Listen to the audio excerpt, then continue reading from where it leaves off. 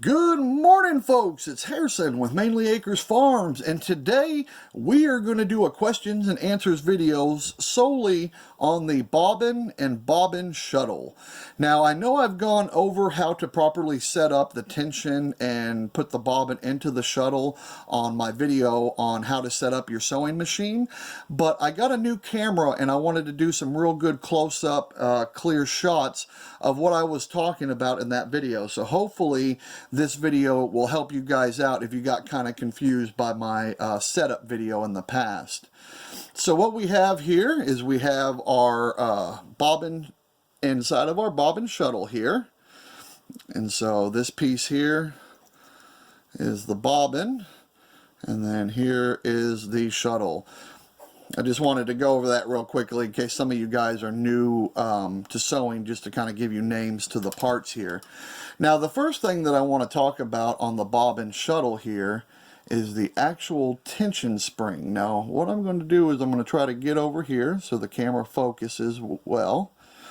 You guys will notice on mine I have this little spring that goes across. It spans these two holes that are pre-drilled in the shuttle, and then it's attached by a screw right here.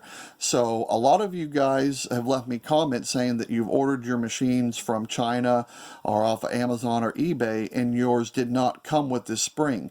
This spring is really important when it comes time for sewing. I believe you can sew some things without the spring in place, because I've had a few subscribers say that they could, but when you get into the larger gauge threads and the thicker materials, you're definitely going to want to make sure that your shuttle has that spring. Now, if your shuttle did not come with one, I'll leave a link down in the description below where you guys can pick one up. I believe they're like $4 or $5 for the screw and the spring, so I figured that's a really good deal that I will share with you guys. So as you guys can see, there are two holes here. So we have two sets of holes, one here that matches with the upper hole here, and then we have this further out hole that goes into the hole on top there. And what's important to do is when we go to load our bobbin, we need to decide what two sets of holes we're going to use.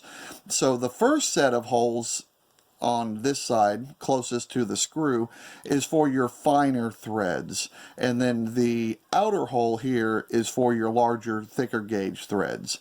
One quick thing that I do want to talk about, if you guys are running real thin thread and you're having a problem with your bobbin tension not being tight enough, there's a little trick that you can do, and instead of feeding your thinner thread through this hole here, you would feed it through this outer hole and then kind of go at a diagonal crossed angle to the first hole up on here. And what that allows to happen is a little bit more surface area for the thread and this tensioning spring to come in contact with each other, hopefully causing more drag and giving you a tighter tension down below. I found that a few subscribers were able to accomplish that doing that. If you find that the screw over here is loose, you can always tighten that down to get this to go a bit tighter. And I also suggest using a little bit of Loctite on the tip of that, so that way it doesn't move around on you guys while you're sewing. Another thing you can kind of do to adjust the tension is to actually move the spring down like that.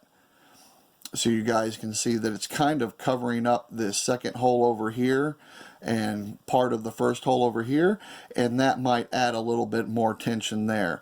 Other than that, that's the only way to really adjust the bottom tensioning. So I like that it's kind of simple like that, and it does give you a few different options here on to get that tighter. Now I'm just going to quickly load this up, and then we'll go ahead and wrap up the video. So you guys can see I'm using some of this real thin black thread that came with my machine. So I'm going to go ahead and wind it through the first set of holes. So I'll set that down. So we're going in through that first hole there. And what I like to do is to go ahead and give myself some slack and pull out all that little bit there.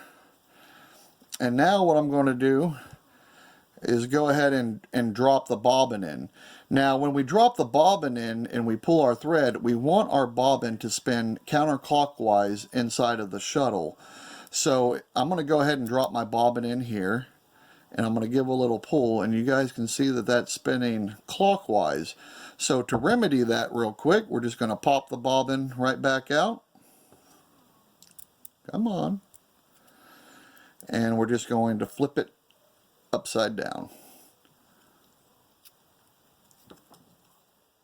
And then we're going to drop it back into place. So that way when we pull on that, we see that it's spinning counterclockwise. So now the last step to do is to, getting out of focus over here. Let's try to do the focus here. Alright, there we go.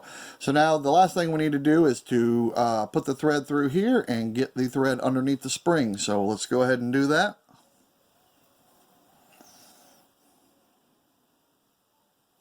This one should be a bit easier. Yep, there we go. And we're going to pull, pull, pull, pull, pull until we get a little loop like that. If you guys can see that, you guys can see the threads creating that little loop there. And what I like to do is to take my threading rod here. Now this threading rod came with my machine, so if you guys didn't have a threading rod sent with your machine, I will leave a link down in the description as always where you can pick one up.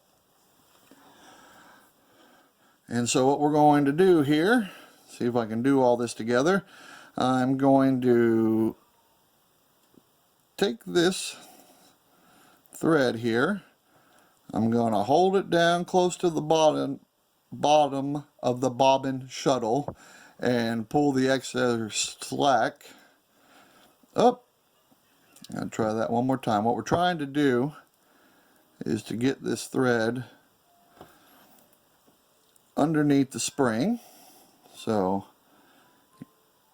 focus there and pull, pull, pull, and there we go.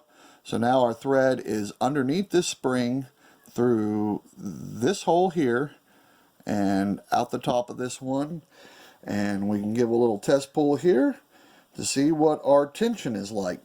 Now when you're first getting started with a new thread and a new setup on your machine, it's a good idea to get a good feel for what the tension is on your bobbin shuttle, so that way you can match this same tension on your top thread, so that way it'll give you a good starting point to make small adjustments to fine-tune everything. So that's all I have for you guys on today's video. Hopefully this new camera has got some really good clear shots for you guys so you can see what I was talking about with adjusting the tension on your bobbin. So hopefully that has helped you guys out. If it has, please, please, please hit that thumbs up button. And if you have any questions or anything going on with your machine, please leave those in the comments below, because that's how I'm able to make my questions and answers videos to share with you guys.